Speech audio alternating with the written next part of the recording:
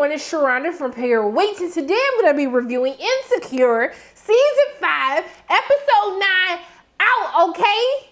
And this is the episode that I needed the whole season, okay? Because I'm sitting up here trying to figure out, like, how are we going to wrap this up? And there's only one episode left. All of this that happened, and y'all going to wrap it up in one episode? I don't know how the heck y'all going to do it.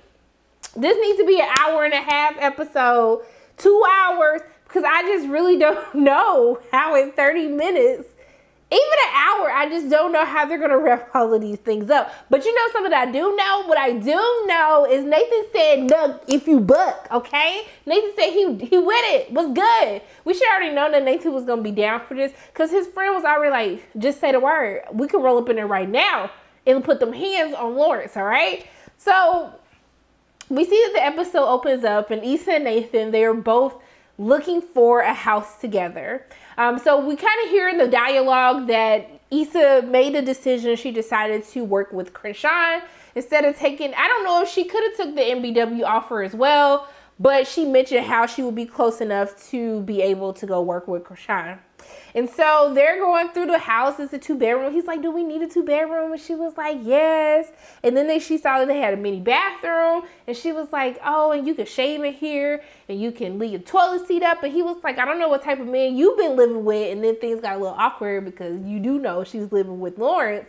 But we see that they turn to the realtor and, you know, say that they want to take the place. And the realtor was like, "Oh, my bad. I rented it about 5 minutes ago, but y'all just looked like y'all was so happy. I didn't want to ruin the moment." But we see that Nathan and Issa, they both go to Derek and Tiffany's going away party. Kelly was looking good, okay? Kelly, them titties was titty and it was banging. Them things was banging, okay? I was like, okay, you better sit. Okay, corset.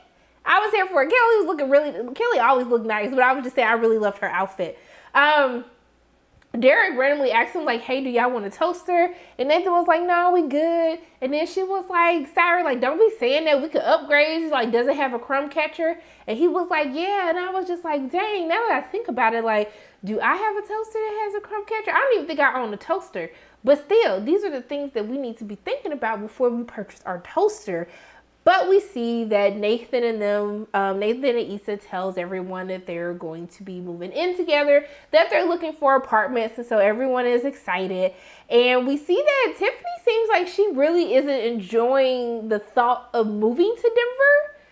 She just makes little comments throughout the episode. We see that she's off when she's making her like goodbye speech to everyone. I don't think that she actually wants to go. I don't know if they're going to do anything more of that storyline with Tiffany and Derek, because there's a lot that we have to wrap up just with Issa and Lawrence, and Issa and Nathan in this love triangle for the final episode. So I don't know if they're going to delve any deeper into it.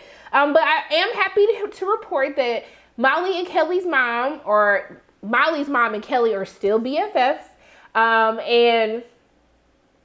We see that Issa was like, "Are you cool with my mom?" She was like, "Can you let me in on a text chain?" She was like, "I don't think your mother will like that." And I was like, look at Kelly just collecting all the moms. Everybody else's mom was like they Infinity Stones. I love to see it.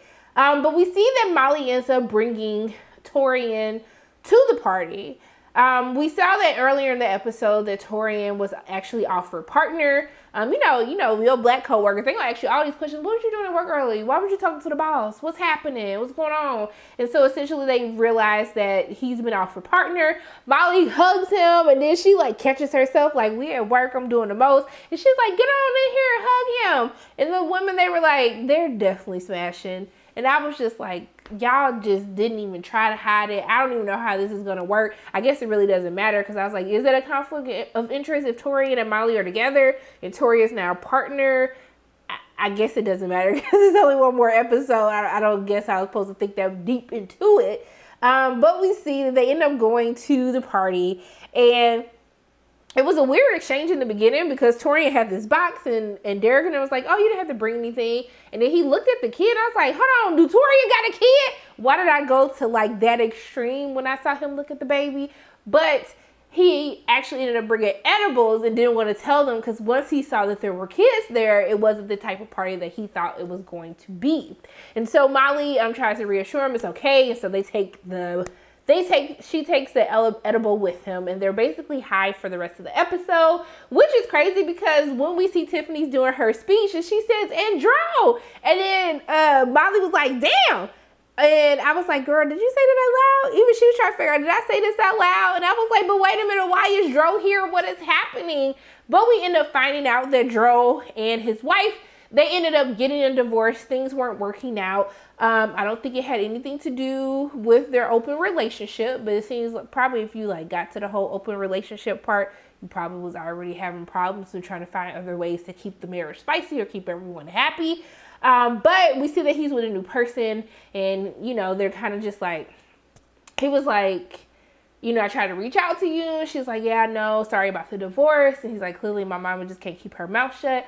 And alluding to the fact that they used to be close, but they aren't anymore. And then Taurean pops up, but she was like, oh, you talk. He was like, I like the dude seems nice that you brought. She's like, oh, him? And then he turned around. I was like, dang, Taurean, like, how did you pop up like that? And then Molly was like, hey, this is Dro. Him and his wife were in an open relationship, and then so we had a lot of sex, and I was like, damn. But Tori's like, okay, we good? And then she was like, are you sure we good? He was like, yeah, I used to sell Adderall to my half of the senior class in high school, and she was like, I'm gonna need that story. So I guess they were cool. Like, Taurean ain't bothered by nothing, and I'm totally here for that. But we see that they are on a mission for these like macaroni and cheese balls. I was like, were they that good? Because, like, they were on a mission, and we see a cameo from Princess Penny, the showrunner for Insecure, as he's trying to offer them some tuna tartare. Taurean's like, get out of here. Molly and Taurean decide that they're going to go to the source, they're going to go to the kitchen, and then they start devouring all of the food, eating like savages. I was like, are y'all going to take a breath? Did y'all even wash your hands before y'all did this? You know, in COVID, we just think about, did you wash your hands? So they're just going in on this food, and then the server comes back. They run off into the closet before stealing more macaroni and cheese balls to take there with them. And then Molly basically, they start laughing, but Molly gets serious and she tells them that, you know, this is scary because everything feels so easy with you. I just feel at ease. Everything flows so smoothly. And it's just, I'm just scared. Like, if you left me, like, or this didn't work out, I would be really, really sad. And he's just like, you have nothing, I'm not going to get tired of you. You have nothing to worry about. And then they basically start getting it on. And it's kind of just like, okay, with the whole Molly storyline, let me just get into, since this is basically all that actually happens with Molly's character in this episode, I just feel as though that we kind of got cheated on Molly's journey to growth, because there were so many speed forwards and, you know, lapses of time, like, you know, a year has gone by, a couple months have gone by. We really didn't get to see the work that Molly actually put into growing into being a better person, a better friend, a better daughter, a better sibling, a better lover. We didn't get to see all of that. And so even though it's nice to see her with someone like Taurean who understands her schedule, who understands her aspirations and goals, and who truly supports her, it's kind of just like, we didn't really take the time to show, like, to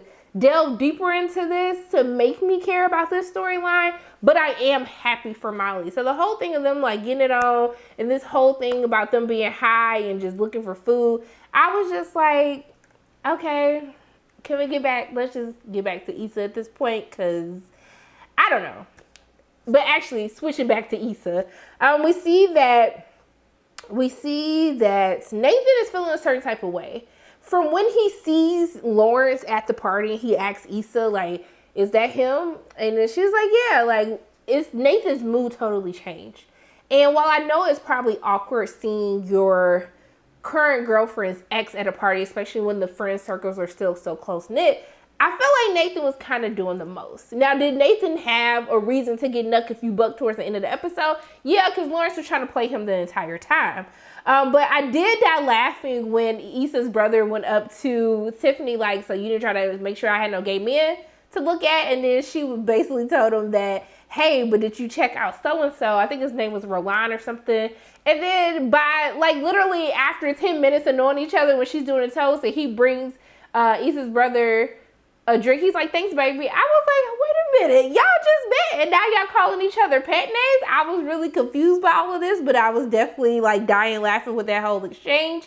But we see that we see that Kelly and Issa and all of them, they get together in the kitchen. And then I was like, okay, Kelly, you drinking now? But she said champagne ain't alcohol. I was like, okay, girl, I can't drink champagne because it gives me a terrible headache. I just can't do it to myself.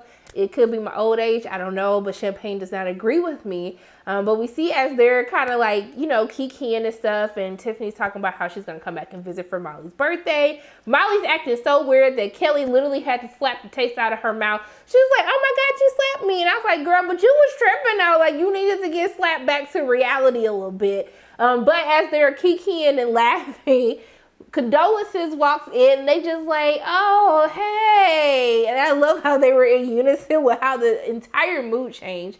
And she was talking about, I gotta get a bottle. And Kel's like, oh yeah, babies do need that. And then they basically leave Issa by herself with Condolences, but they do have a conversation. And Issa tells her like, hey, it looks like you guys are doing a really great job. The baby looks cute. And so kind of like the things don't necessarily have to be awkward, right? And so we see that after all of this, Issa goes back out. She meets up with Nathan. And she was like, oh, the macarons. She was like, the color cookies. I said, ma'am, macarons? She was like, macarons. And she said it like she knew it was called macarons. And I was dying laughing. But clearly Nathan was not having it. He quickly cuts her off, basically saying that he had to give his friend the keys to the shop. But when he talks to him, he tells him like, hey, like, you know, I'm just a little upset because, you know, he been on some slick stuff. We saw the whole argument over barbecue. Lawrence and them going back and forth over this barbecue. I was just like, sir, Lawrence was doing the most of the entire episode. Now, I know that Chad had got into, I was nice to actually see Chad again in the episode.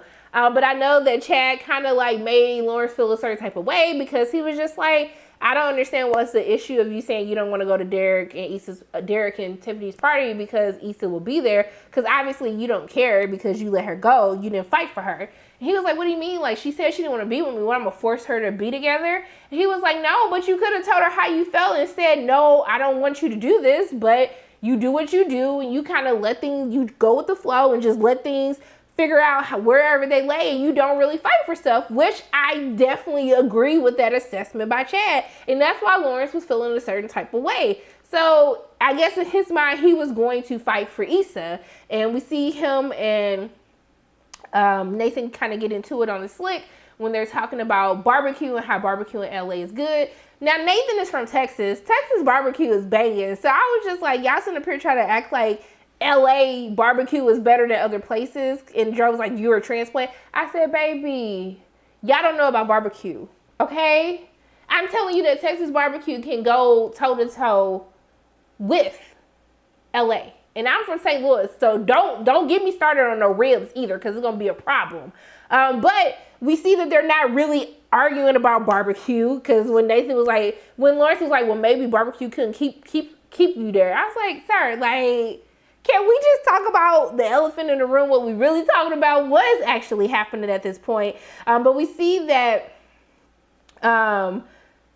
Lawrence feels a certain type of way when he hears that him and Nathan and Issa are looking for apartments. Nathan had felt a certain type of way earlier in the episode when Issa talked about how he had moved back, and you know, Nathan's kind of like, well, why didn't you tell me? And I'm just like, but is she supposed to tell him that? Like, he was kind of looking like, well, that's news to me. But I'm like, should Issa have told him? Like, what is there to talk about? If y'all are in a relationship, y'all together, why would I need to tell you that Lawrence had moved back? Or he could be like, but are you keeping tabs on Lawrence? Like, how do you know that Lawrence moved back to LA? Because she found out from stalking him on Instagram. So we see that Condolences ends up telling Lawrence that she had talked to Issa, everything was fine, and she was basically saying that, hey, I'm gonna take the baby home. This is the last time you're gonna be with your friends like that. So like, enjoy yourself, do what you do. Issa's going to take the trash out. Lawrence pops up out of nowhere, scares Issa half to death, and then he basically starts talking to her like, why didn't you call me? And then she was like, oh, no, I didn't. He was like, so you didn't mean to call me? And she was like, no, I did, but there's nothing to really talk about. Like, it's cool, it's whatever. And he was like, well, are you happy? And then she was like, I cannot talk about this right now. And I was like, Lawrence, right. She can't talk about this. Like, you didn't want to take her in a separate room. You still out in the open having this conversation with her like her man isn't here at the same dang on time. But he was telling her like, hey, I'm not happy because I'm not with you, and I want to be with you, and I love you, and I want to make this work. And then Nathan pops up like, what's going on here? And then they start going back and forth, and Nathan was like, say something, do something, square up. That's not what he said, but they started, they started pushing and stuff. And I was like, oh, okay, look, if you, but I was doing that in the background when all of this was transpiring on my TV screen. But everyone's trying to break up the fight, keep them back. And when they finally separate them, Issa was like, Nathan, chill. He was like, I'm chill, I'm cool. And then she tried to touch him, and he like moved his hand. He was like, not right now. Then Molly looking like, girl, you okay? I said, hell no, she not okay. She got 2 men fighting over her, and the babies, did the babies go to sleep? Or the babies still here at the party because it's dark outside? They should have been asleep anyway. Y'all fighting in front of the next generation. Y'all fighting in front of these kids when y'all couldn't just be men and just have these conversations with Issa at different points in time. Lawrence, you never fight for anything, but you want to fight for her when her man is here. It's just too much for me. But hey, at least Nathan actually tried to do something.